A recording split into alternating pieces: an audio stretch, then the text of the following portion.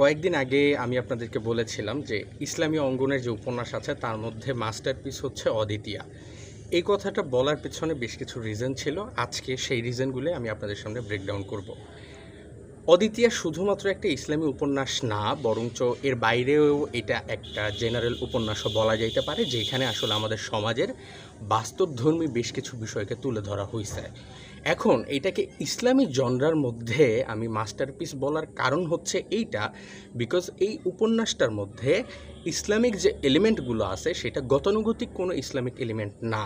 যেমন আমরা গতানুগতিক ইসলামী উপন্যাসগুলোতে দেখি একটা ভালো ক্যারেক্টার থাকে, সে সবাইকে ডাকে, তার বন্ধুবান্ধব যারা বাজে থাকে তাদেরকে ডেকে সে ইসলামের পথে নিয়ে আসে। এইটা একটা কমন ইসলামী উপন্যাসের থিম, এবং এইভাবেই আসলে ইসলামী উপন্যাসগুলো সচরাচর আগায়। সেইখানে ব্যতিক্রম এই অদ্বিতীয়া, বিকজ অদ্বিতীয়া এই জায়গাতে নিয়ে আসছে সমাজের চলমান যে প্রেক্ষাপট আছে বা সমাজের চলমান যে বিষয়বস্তু সেইটাকে সে তুলে নিয়ে আসছে, এবং তার এইখানের মূল বিষয়বস্তু ছিল কাঠামোগত যে ইসলাম বিদ্বেষ, সেই ব্যাপারটাকে ফুটায় তোলা।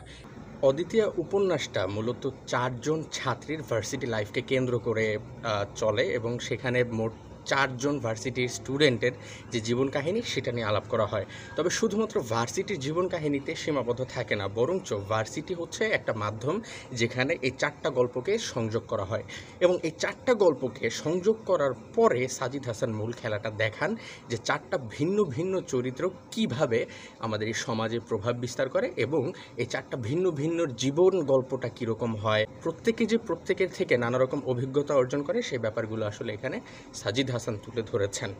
এর বাইরে সাজিদ হাসান এই চরিত্রগুলোর মাধ্যমে অনেক বিষয়গুলো তুলে ধরেছেন, যেমন এই চরিত্রগুলোর প্রতিকূলতা হিসেবে তিনি সমাজের এলিট শ্রেণীর যে চিন্তাভাবনা থাকে, ইসলাম বিদ্বেষগত যে চিন্তাভাবনা, সেই ব্যাপারগুলোকে তিনি এখানে তুলে ধরেছেন, এবং সেগুলো নিয়ে তিনি বিস্তর আলাপ করেছেন।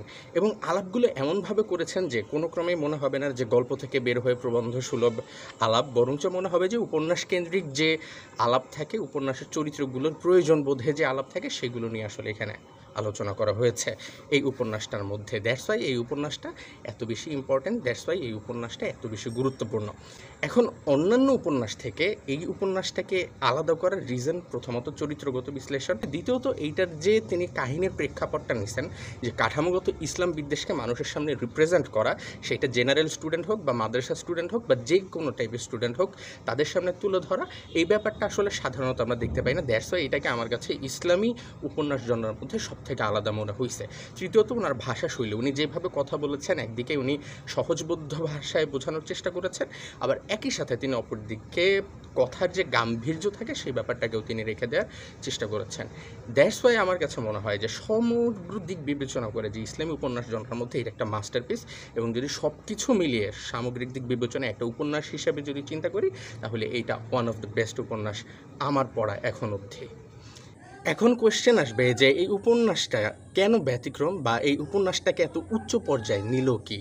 ফার্স্ট অফ অল, এইটার যে কাহিনী, ঘটনা প্রবাহ, সেটা যে কোনো একটা ঘটনা না, বরঞ্চ 4টা ঘটনা, এবং এই 4টা ঘটনাকে সমান্তরালে টেনে নিয়েছেন সাজিদ হাসান। দ্যাটস ওয়াই এইটা ইউনিক, যে 4টা ঘটনাকে নিয়ে তিনি আসলে একটা কাঠামো তৈরি করছেন, এবং সেই কাঠামোর মধ্যে তিনি প্রত্যেকটা পাজল মিলিয়ে তৈরি করছেন কাঠামোগত ইসলাম বিদ্বেষ আমাদের সমাজে যেভাবে রয়েছে সেই ব্যাপারটাকে ফুটিয়ে তুলছেন। এবং এই 4টা চরিত্র আসলে যেন তেন কোনো চরিত্র না, বরঞ্চ এই 4টা চরিত্র হচ্ছে পুরোপুরি ইন্টেন্স মাইনে চলা চরিত্র। ফার্স্ট অফ অল, এখানে যে চরিত্রটা আছে সে ইসলামকে রিপ্রেজেন্ট করে, এবং ইসলামকে রিপ্রেজেন্ট করা 2টা চরিত্র আছে। তার মধ্যে একটা চরিত্র যেরকম আপনাকে শিখাবে কীভাবে ইসলামকে লালন পালন করে রাখতে হয়, আর একটা চরিত্র তেমনি আপনাকে নিয়ে যাবে ইসলাম থেকে বহু দূরে, অর্থাৎ সে সেকুলার হয়ে যাবে, সে সেকুলার চিন্তাধারা মেনটেন করতে শুরু করবে। বাদ বাকি আমাদের যে একটা ভ্রান্ত ধারণা আছে যে যে লোক পর্দা করে না, যে মেয়ে সে মাত্রই বাজে, এই ভুলও ভাঙা দিয়েছেন সাজিদ হাসান। বিকজ এখানে এমন একটা চরিত্র আছে যে পর্দা করে না, বাট তার চাল চলন সব কিছু আসলে খুবই শার্প, এবং তার মেধা বা চিন্তা জগৎটা সম্পূর্ণ আলাদা।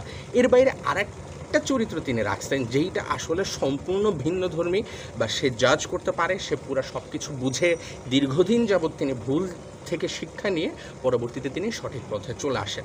এই যে চারটা চরিত্র, এই চারটা চরিত্রের চারটা জীবন আছে, চারটা গল্প আছে, এবং সেটাকেই তুলে ধরছেন সাজিদ হাসান, এবং আলটিমেটলি তিনি এই ব্যাপারটাকে নিয়েই তার উপন্যাসের মধ্যে আলাপ করছেন, যার কারণে এই উপন্যাসটা আসলে ইউনিক। সহজ সাবলীল ভাষায় তিনি এই ব্যাপারটা নিয়ে আলাপ করছেন বিধায় পাঠকদের মনে জায়গা পেয়ে গেছে, এবং একই সাথে চারটা চরিত্র নারী হওয়ায় বিশেষ করে নারী পাঠকদের মধ্যে এই ব্যাপারটা চরম উত্তেজনার সৃষ্টি করছে। আর ঠিক এই কারণেই সাজিদ হাসানের অদ্বিতীয় উপন্যাসটা ইসলামী জগতের বা ইসলামী উপন্যাস জনরার মধ্যে মাস্টারপিস হিসেবে থাকবে বলে আমার ধারণা।